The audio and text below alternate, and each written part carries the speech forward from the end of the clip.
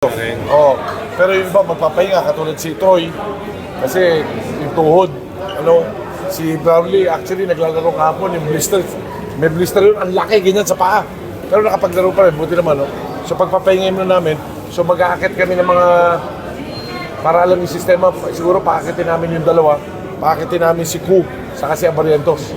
Magandang araw mga ka-Express Info. Sa isang nakakagulat na revelasyon ay pinaalam ng Gilas team manager na si Al Francis Chua na sasama sa training camp sa Inspire Sports Academy sina RJ Abarientos at Ralph Ku. Akala pa ng media na sasama ang dalawang players sa Doha, Qatar. Pero nilinaw ni Coach Al Francis Chua na sa training camp lang sa Laguna sasama sina Abarientos at Ku dahil magpapahinga muna si Justin Brownlee at Troy Rosario at kulang ang mga players dahil ang iba ay sa Doha na dediretso. Para sa ensayo, makumpleto lang habang nagpapahinga yung iba para pagdating sa actual game ng Taiwan medyo okay na sila. Sasama rin sila RJ sa doon. Ay, dito lang sa Inspire lang. Sa Inspire. Para makumpleto lang yung ensayo namin. Lilipad ang Gilas patungong Doha ngayong February 13 para sa isang pocket tournament at uuwi pa sa Pilipinas bago naman lilipad patungong Taiwan para naman sa FIBA Asia Cup qualifiers. Well, it is expected na lahat ng 14 players ay lilipad sa Doha, Qatar, pero it remains to be seen kung makakalaro si Troy Rosario after nagtamo ng injury. Ang Gilas Pilipinas ay patuloy na naghahanda para sa mga nalalapit na laban sa FIBA Asia Cup qualifiers.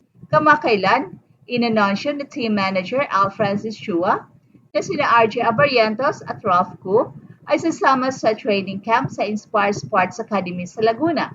Ito ay dahil magpapahinga muna sina Justin Brownlee at Troy Rosario at upang mapunan ang kakulangan ng mga manlalaro habang ang iba ay direktang pupunta sa Doha, Qatar. Si RJ Abarientos na kasalukuyang naglalaro para sa Barangay Ginebra, San Miguel sa PBA ay kilala sa kanyang husay bilang point guard. Bago sumabak sa PBA, naglaro siya sa Ulsan Hyundai Mobis FIBA sa Korean Basketball League. Ang kanyang karanasan sa international leagues ay malaking tulong sa kanyang pag-develop bilang manlalaro. Ang kanyang pagsali sa training camp ng Gilas ay nasahang magdadala ng karagdagang energy at talento sa kupunan. Samantalang si Ralph Ku ay isa ring promising player na nagpakita ng potensyal sa lokal na liga. Ang kanyang pagsali sa training camp ay nagbibigay sa kanya ng pagkakataon na maipakita ang kanyang kakayahan at mahasa pa sa ilalim ng national team program.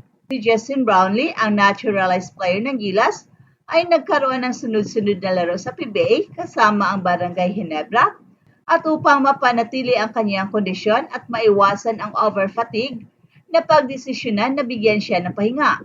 Si Troy Rosario naman ay nagtamo ng injury kamakailan at kasalukuyang sumasailalim sa rehabilitasyon. Ang kanyang kondisyon ay patuloy na minomonitor upang matiyak na siya ay ganap na magaling bago muling maglaro para sa Gilas. At ayon sa kasalukuyang schedule, lilipad ang Gilas patungong Doha, Qatar sa February 13 para sa isang pocket tournament.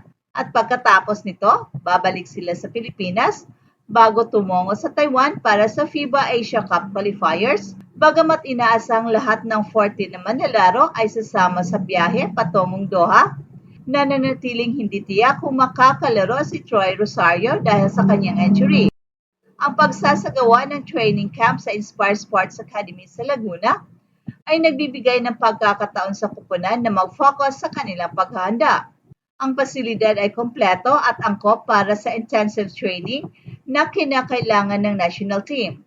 Ang Gilas Pilipinas ay humaharap sa iba't ibang hamon, kabilang ang mga injury ng key players at ang mga limitadong oras ng paghahanda.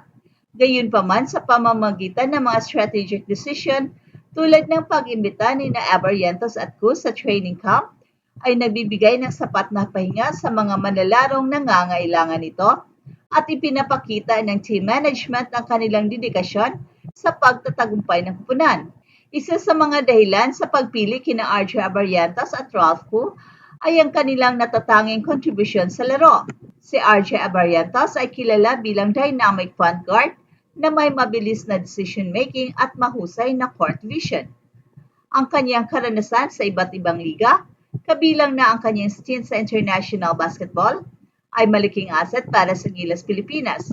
Sa training camp, inaasahan na mas mapapabuti pa niya ang kanyang game, ma-adapt ang mga bagong plays at higit pang mapaigting ang kanyang leadership sa court. Samantalang si Ralph Koo naman ay isang promising talent na patuloy na hinuhubog ang ating basketball program. Bagaman maaring hindi pa siya kasing kilala ni Abarrientos, ang kanyang skills at dedikasyon ay nagbibigay ng malaking pag-asa para sa hinaharap ng team.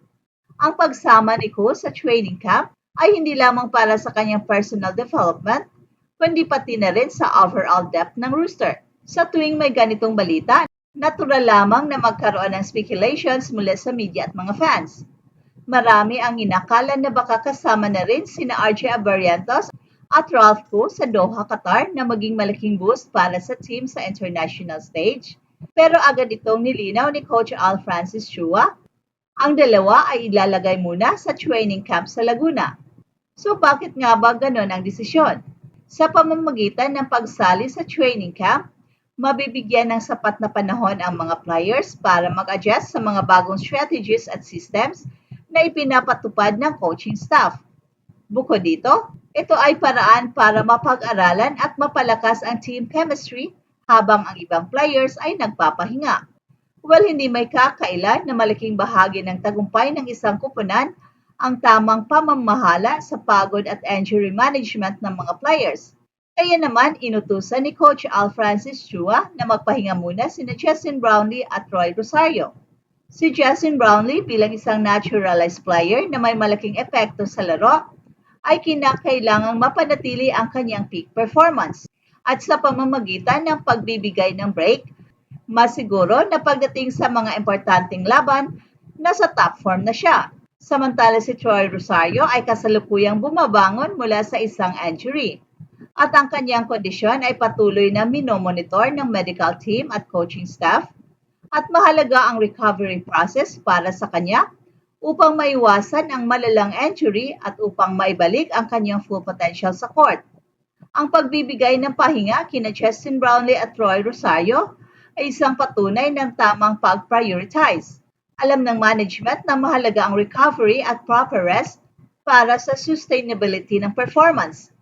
Kahit na may mga kakulangan sa mga players sa training camp, may nakalaan namang strategy upang mapunan ang mga posibleng gaps at mapalakas pa ang team dynamics. Sa darating na pocket tournament sa Doha, magiging malaking hamon ang ipapakita ng Gilas Pilipinas ang kanilang husay sa kabila ng mga adjustment sa lineup. At pagkatapos sa Doha, muling haharapin ng team ang isa pang hamon sa FIBA Asia Cup qualifiers sa Taiwan. Sa bawat laban, makikita natin ang bunga ng maingat na paghahanda, teamwork at dedikasyon na inihanda ng coaching staff at management.